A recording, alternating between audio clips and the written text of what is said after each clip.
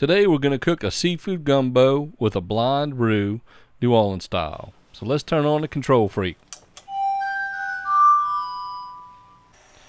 So we got our oil, 4 ounces of olive oil. We're going to put 4 ounces of all-purpose flour, and we're going to cook it at about 200 degrees Fahrenheit while we stir it up and get it to our color we want to do our Blonde Roux.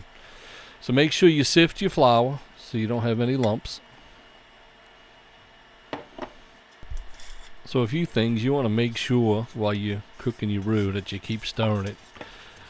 At a low temperature you can probably stir it, let it sit for a minute or two, stir it, let it sit. But if you go to a higher temperature, you really need to keep stirring it because you do not want the roux to burn. Once it burns, it's ruined. So, as I raise the temperature, I'll stir it more and more and with less time in between to make sure and safeguard that I don't burn the roux, and because I definitely don't want to start over again. Today's gumbo, we're going for a Blonde Roux, so we're going to try to get in between the chocolate roux and then just a regular, opaque looking roux in the beginning. One thing we want to do while we're cooking our roux as well is we want to have our ingredients out, get as close to room temperature as possible. Any shrimp or seafood you want to keep on ice. You want to put them in cold because you don't want to take a chance of them spoiling.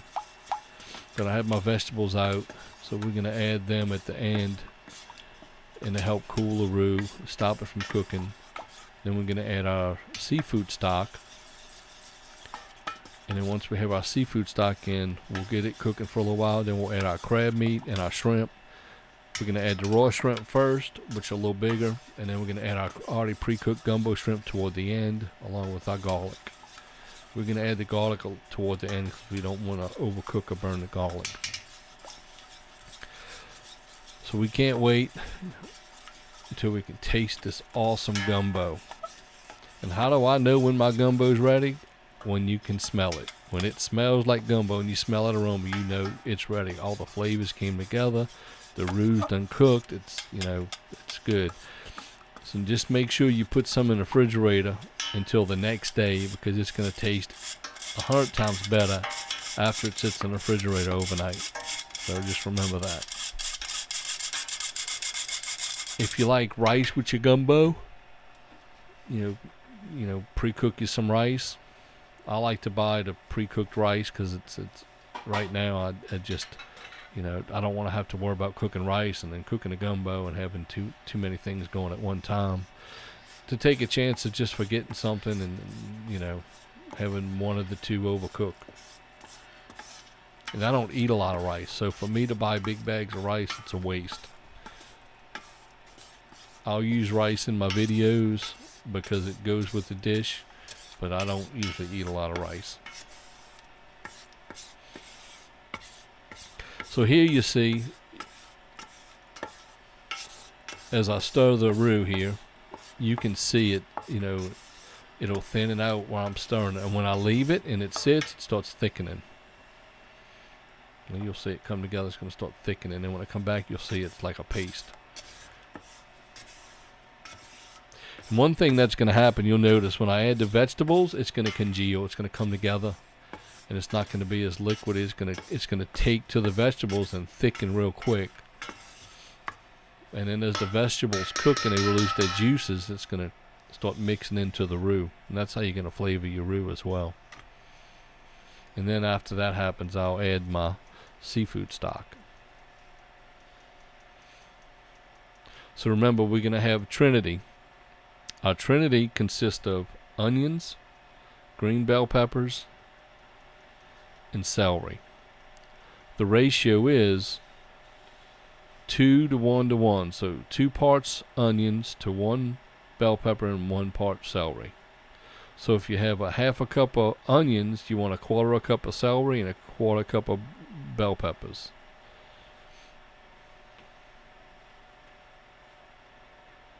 And I'll usually put 2 teaspoons of garlic. If you have cloves, put 2 garlic cloves, cut them up.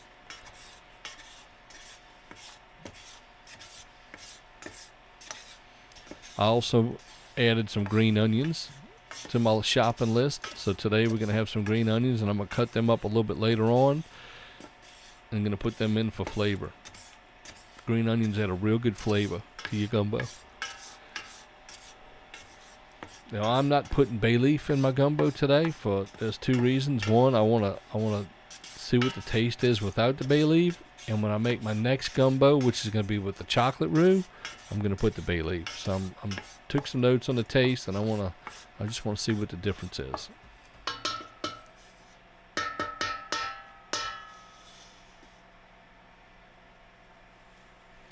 So to watch it sit, and it's going to come together.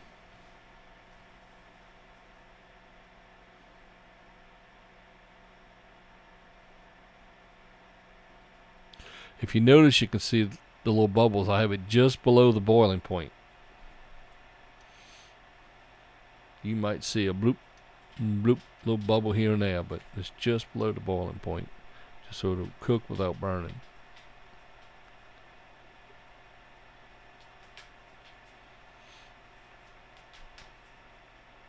And remember, the roux, all the roux does for your gumbo is act as a thickening agent.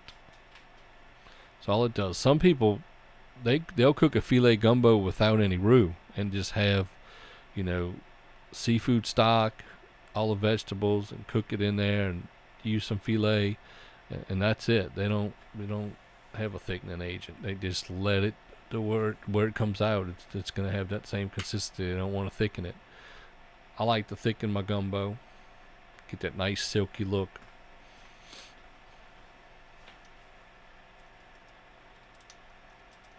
You can notice on the roux is starting to get that golden brown look. So we're getting, we'll probably, I'd say maybe another 5 minutes.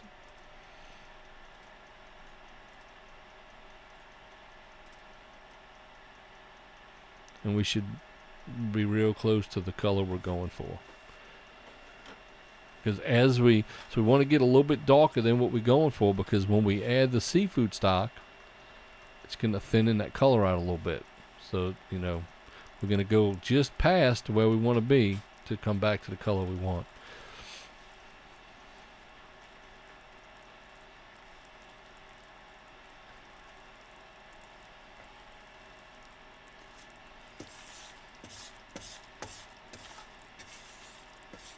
Now I can smell it. Smells good. I like to use a wooden spatula to stir. It scrapes the bottom real good. Some people use a whisk.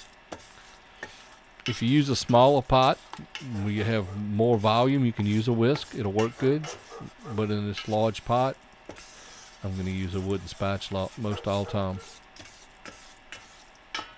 Can y'all hear Bella?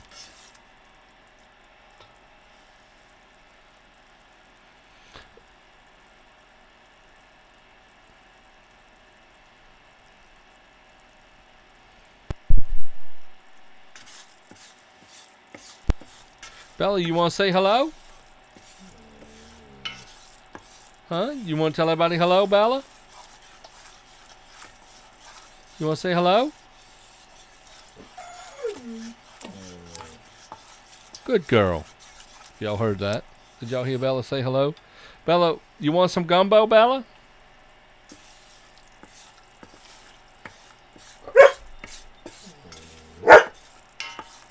I think Bella wants. She smells it.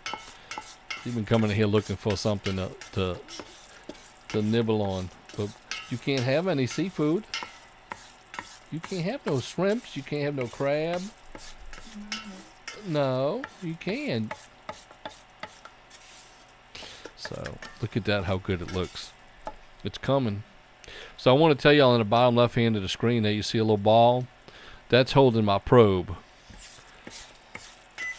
I'm not sure if I'm going to be able to cook with probe control today's video. I have it there just in case when I put my seafood stock and everything, if the liquid can come up high enough in the pot, which I don't think it will, but we're going to give it a try. We're going to go to probe control, and we're going to let it cook at 200 degrees once everything mixes and cook for a little while so we can get that flavor built. Now I can smell the roux. It's coming together. And you're going to notice the color change. It's getting darker as we go there. I can see it.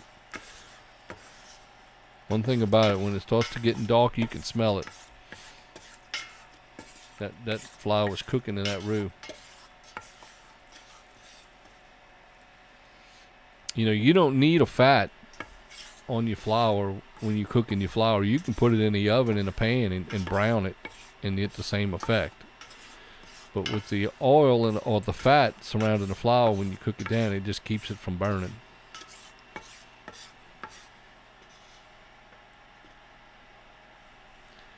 Bella, you can't have no roux.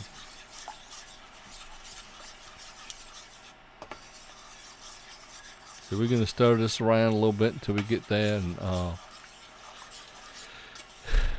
then we're going to add our vegetables here shortly.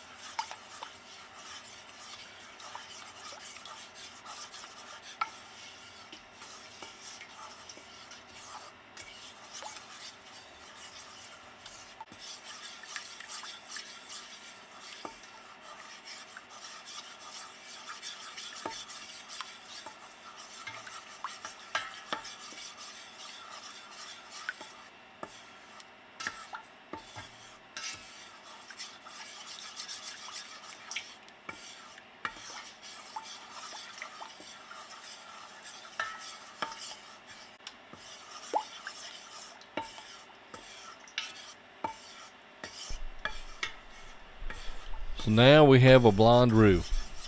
Now it's time to add the rest of our ingredients. So let's get started. Here's our trinity. 2 parts onion to 1 part green bell pepper to 1 part celery. You notice how the roux come together and wrapped around the trinity. So now we're going to add our seafood stock. We have 2 quarts. We're going to add a little bit and mix it. This way we can get our roux to thinning a little bit and mix in with the seafood stock.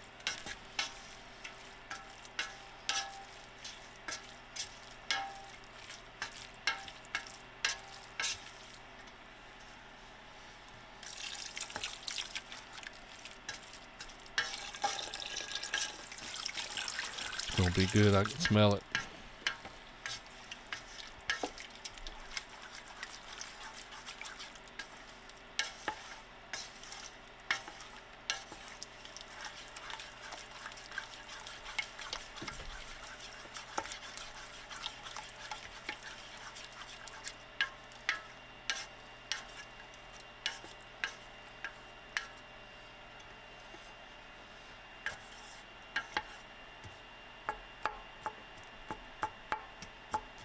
Make sure we don't have any lumps.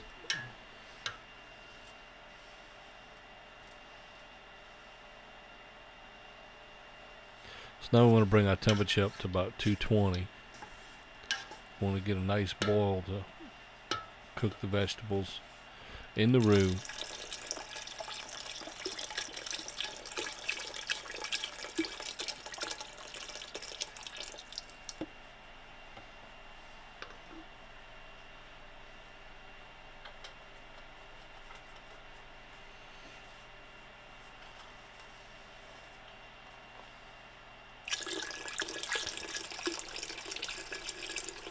That's our second quart of seafood stock.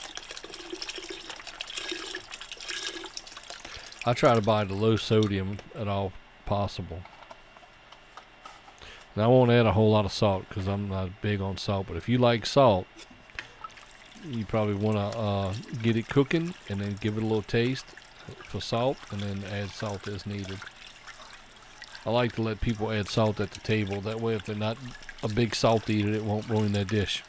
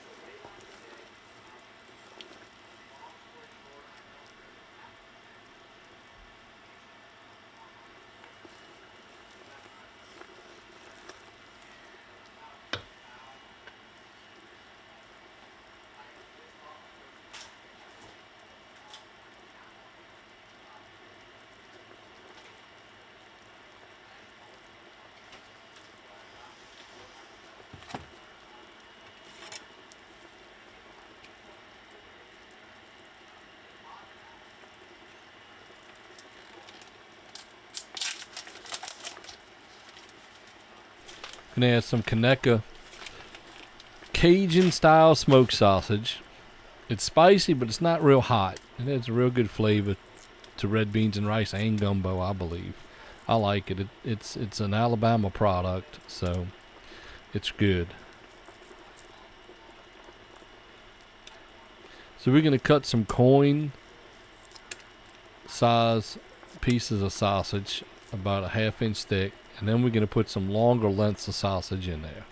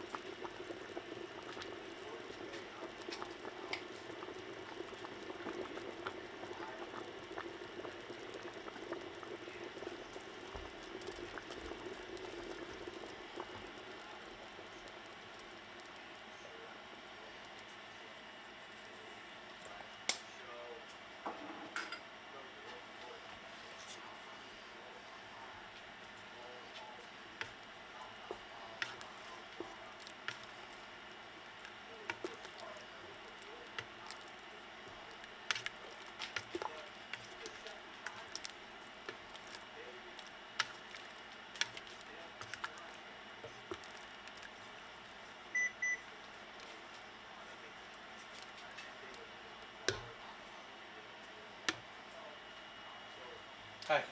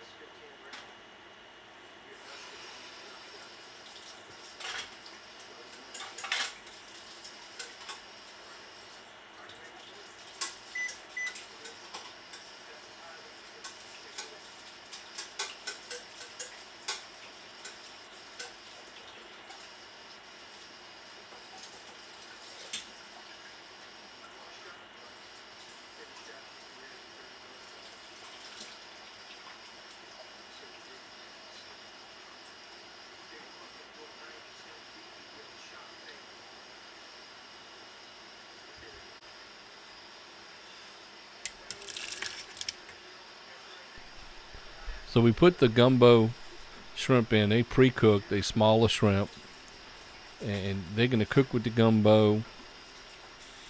To me, they don't look all the way cooked, but they'll be well done when we finish. And that's how I like it. They're gonna put some flavor, and they're gonna pick the flavor up on the gumbo. It's gonna be good, and that way, every time you take a bite, you're gonna have seafood of some sort to taste with your gumbo. I hate when you're eating a gumbo and you run out of seafood, and all you have is the liquid or some rice or something. I like every spoonful. I want seafood. Load it up. But look at the consistency. It's a real good consistency. It's not too thick. It's not too thin. It's a real good consistency for your gumbo. I'm going to put a little bit of flavor in there. That's some Paul Prudhomme, folks. That's some Paul Prudhomme seafood magic. Ooh, that adds a little kick to it as well. Now, I don't know if you know who Paul Prudhomme is, but Paul Prudhomme was a Cajun cook. He probably wrote most of the book on Cajun cooking. Look at that, how good it looks. Now we're going to let this cook for a little while.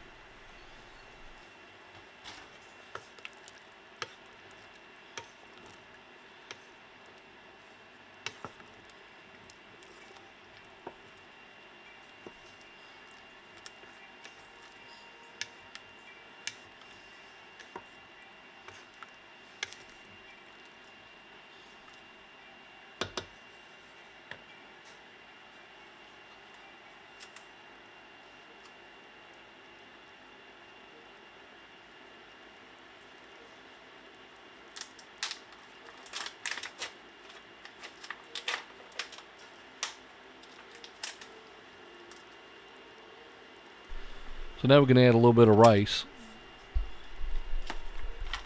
We're going to let our rice cook with our gumbo.